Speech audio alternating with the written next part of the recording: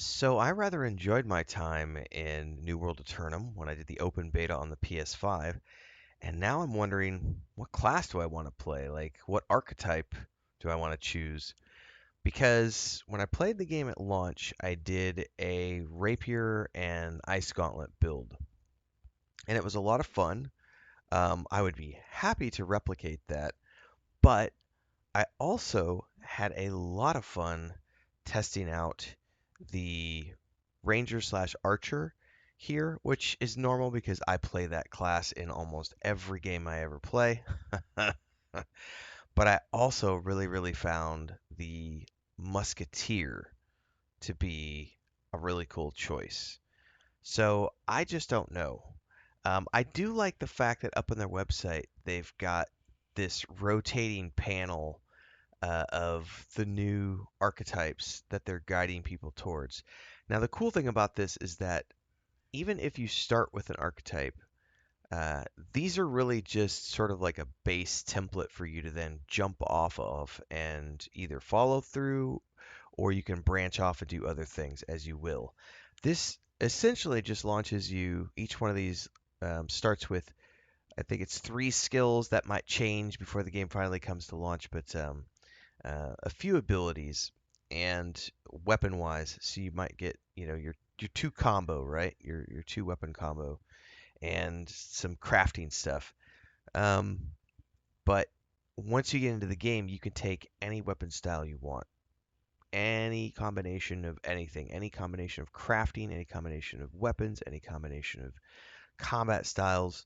You could do all that. So I think that for me, one of the coolest things about seeing the archetypes come into play was it's not just about the sort of jumping in for new players. It's also about they all have their own unique sort of cosmetic look that you start off with. And for me personally, I play a ton of transmog in like World of Warcraft, Lord of the Rings Online, Star Wars: The Old Republic. I'm a big fan of cosmetics in the games I play.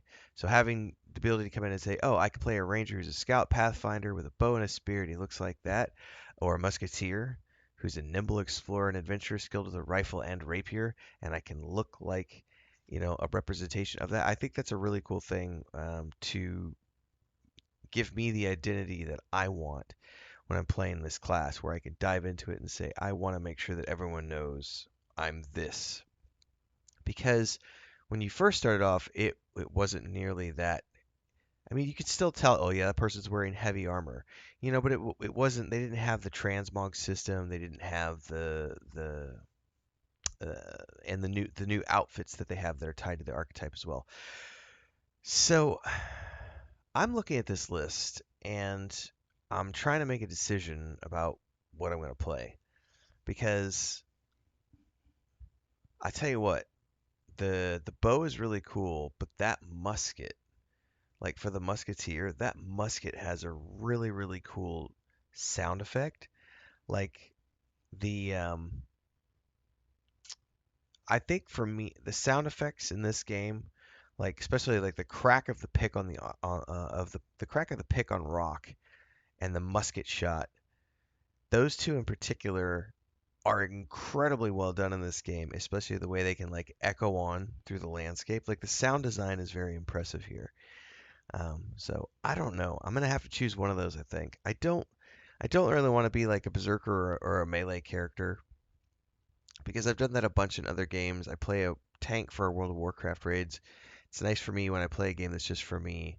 You know, action RPG. I go back to my roots, which is usually some sort of ranged character. Um, I don't feel compelled to do a mystic. Um, I did like the Ice Gauntlet. Uh, that was kind of fun. Um, but I don't know that I would want to run around with the staff. And I definitely don't like playing two-handed characters. Um, so for me, I did enjoy the archer quite a bit, but I may go musketeer. It's probably going to kind of come down to me just really enjoying. Like they both look really cool. That musket though sounds so awesome. And the Ranger I've played a bunch of times in other games, but I just don't know. I'm torn. I did really like the Rapier gameplay when I did the Ice Gauntlet build at the very beginning, so it's probably going to end up being Musketeer because um, the rifle is only going to be used sort of like to pull with, and most things will get close to you at some point, and I don't necessarily want to play a character who's shooting, running back, shooting, running back. I'd like to shoot, get it in, finish it off with the rapier. Then you're getting skill points for both of your weapon abilities. And then from there, I might take a backup weapon of some type. I don't know what that would be. Um, I could go. Well, we'll just wait and see. We'll just wait and see. I don't want to make any promises. It might be fun to throw a third weapon on this guy just for S and Gs. Crafting wise, I'll probably just go full on, making all my own armor and all my own weapons. So it'll be a fun time. I can't wait. So the game comes out on the 15th of October. Um, and originally I'm still I'm still waffling where I'm gonna play it.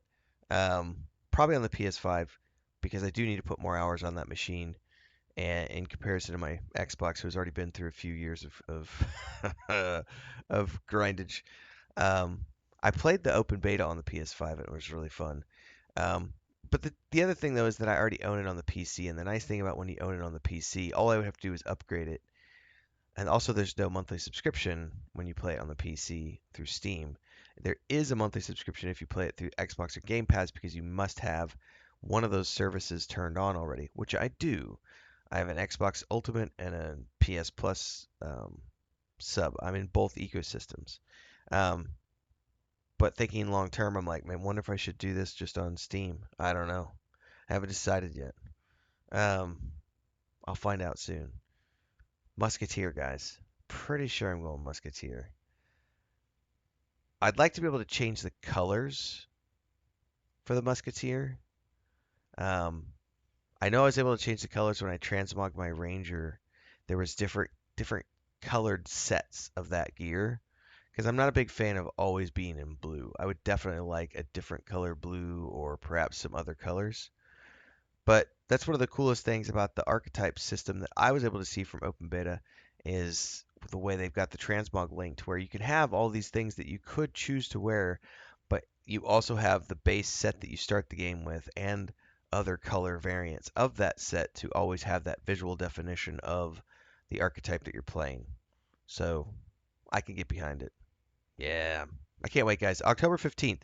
I don't know what time the servers are going to come live that day, but anticipate whenever it goes live, that's going to become the main game for me for, I think, about 3 weeks, a little over 2 weeks, until the Veilguard comes out. Once Dragon Age Veilguard gets here, that's going to be the main game. And somewhere in between there, I'll do Black Ops 6. But this will be the main jam from the 15th to the end of the month. I guess it's not 3 weeks, it's 2 weeks. Yeah, we're gonna get her done. 9 a.m. every morning and also 4 p.m. every afternoon are the multi streams. I am on YouTube and Twitch whenever I'm live. The day to day happens on YouTube in between, and I cover a lot of topics. So check out all the playlists, join the Discord, all the socials, and the Patreon, and I'll see everybody in the next one. Stay safe. Let me know in the comments below what you're planning on playing in New World Aeternum, because there's a lot of cool options. A lot of cool options.